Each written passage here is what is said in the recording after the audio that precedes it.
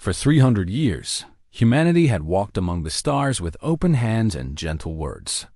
They joined the Galactic Council in the year 2847, and from that moment, they became known as the peaceful species. The other races watched them with curiosity and sometimes with contempt. The Valthorians, tall reptilian creatures with scales like polished obsidian, called humans soft. The Krelliks, insectoid beings with compound eyes that saw everything, named them weak. The Morvathi, ancient beings of pure energy who had existed for millions of years, simply ignored them entirely. Ambassador Elena Chun stood before the council chambers on Nexus Prime, the massive space station that served as the heart of galactic civilization. She had served humanity for 40 years, negotiating trade agreements, settling disputes, and always choosing the path of diplomacy. Her silver hair was pulled back in a tight bun, and her eyes carried the weight of countless compromises. Behind her stood Admiral Marcus Stone, a mountain of a man with scars across his face and hands that had once piloted warships, but now remained folded behind his back in peaceful restraint. The council session that day began like any other. Representatives from 12 major species sat in their designated sections, their translators humming quietly as they processed the various languages being spoken. High Chancellor Vortaxis of the Valthrian Empire rose from his throne-like seat, his forked tongue flicking out to taste the recycled air. "We have gathered to discuss the matter of the Outer Rim territories," Vortaxis announced, his voice carrying the arrogance of a species that had conquered half the galaxy before humans had even discovered fire. "The Morvathi Collective has proposed that these territories be divided among the senior species of this council." Elena felt her stomach tighten. The Outer Rim contained 17 human colony worlds, home to over 2 billion people who had spent generations building their lives among distant stars. She raised her hand to speak, following proper protocol as she always did. "The Council recognizes Ambassador Chun of the Human Federation," the moderator droid announced in its flat, mechanical voice. "Thank you," Elena began, her tone measured and respectful. "The Human Federation wishes to remind the Council that our colonies in the Outer Rim have existed for over 100 years. These worlds were uninhabited when we arrived. We have treaties that guarantee our sovereignty over these systems." Vortaxis laughed, a harsh sound like grinding stones. "Treaties written by humans, for humans. The senior species never agreed to recognize your little settlements permanently. You were guests in our galaxy, Ambassador. Perhaps you have forgotten your place." The other species watched in silence. Some seemed uncomfortable, but none spoke in humanity's defense. They never did. For 300 years, humans had been the newcomers, the youngest children at a table of ancient powers. They had earned their survival through compromise, through bending, through accepting insults with diplomatic smiles. Admiral Stone's jaw tightened, but he remained silent. This was not his arena. Elena took a slow breath and tried again. "We asked the Council to consider the moral implications of displacing 2 billion innocent civilians. Surely there are other solutions that would satisfy everyone's interests. Morality is a concept invented by the weak to restrain the strong." The Krelliks representative clicked through its mandibles. "Your species clings to it because you have nothing else." The vote was called before Elena could respond. One by one, the senior species voted to strip humanity of the Outer Rim territories. The deadline for evacuation was set at 30 standard days. 2 billion people would have 1 month to abandon everything they had built. Elena's hands trembled as she lowered them to her sides. She had dedicated her entire life to peace, to proving that humanity could exist among the stars without becoming the monsters that others expected. Now she understood the truth. Peace had been a privilege granted by those who never respected it. Diplomacy had been a game where humans played by rules that no one else followed. She turned to Admiral Stone, and something passed between them in that moment. It was a look that carried the weight of centuries, of every insult and every compromise, and every time humanity had turned the other cheek. "Send the message," Alana said quietly. Stone nodded once and walked out of the chamber. 3 hours later, every human ship in the galaxy received a single encrypted transmission. It contained only 2 words that had not been spoken officially in 300 years. Protocol Omega. The galaxy did not know what Protocol Omega meant. They would learn soon enough.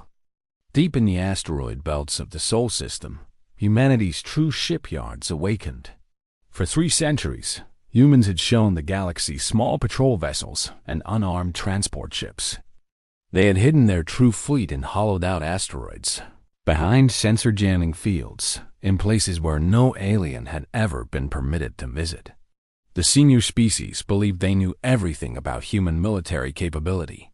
They had studied Earth's history, observed human conflicts, and concluded that these creatures were dangerous only to themselves. They have never considered that humans might be playing a very different game. Within 6 hours of Protocol Omega, the first human dreadnoughts emerged from hiding. They were massive vessels, each one 5 kilometers long, bristling with weapons that the galaxy had never seen. The humans had spent 300 years studying every species they encountered. They had learned Valtherian shield frequencies and developed weapons to pierce them. They had mapped Krellick's hive mind communication networks and built jammers to silence them. They had analyzed Morvathi energy signatures and engineered containment fields to trap them. War came not as a gradual escalation, but as a sudden awakening. While the Council celebrated their victory over the human colonies, Admiral Stone led the First Fleet directly to Nexus Prime. 40 dreadnoughts surrounded the station before any defense could be mounted. Weapons that should not have existed according to galactic law locked onto the council chambers. Ambassador Chun's face appeared on every screen throughout the station.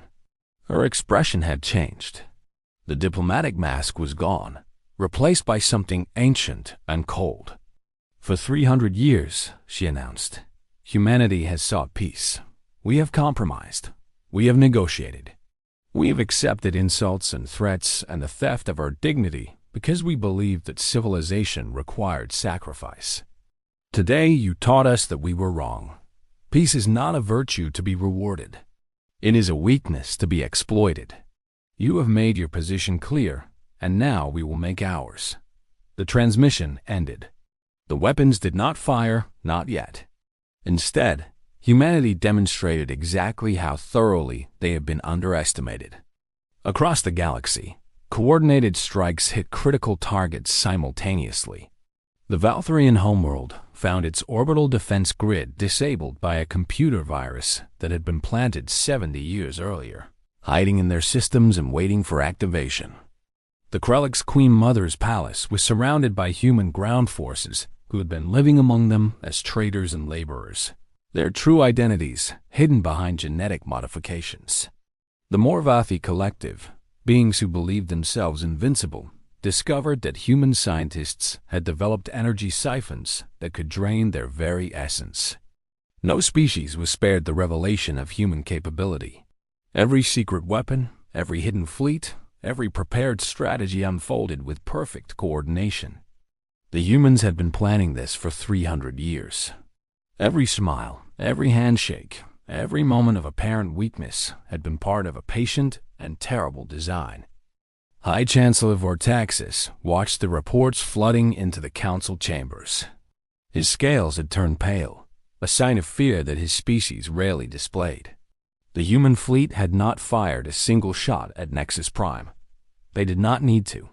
The message was clear enough. You wanted to see what humans could do. Admiral Stone's voice came through the communication system. Now you know.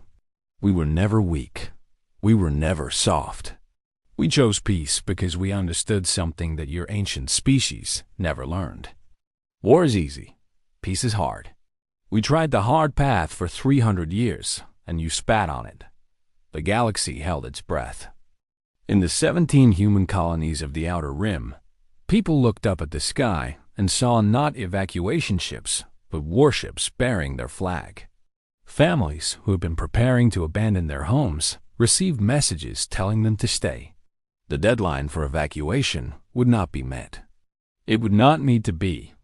Elena Chen walked through the corridors of Nexus Prime toward the council chambers one final time. The guards who had once looked at her with contempt now pressed themselves against the walls as she passed.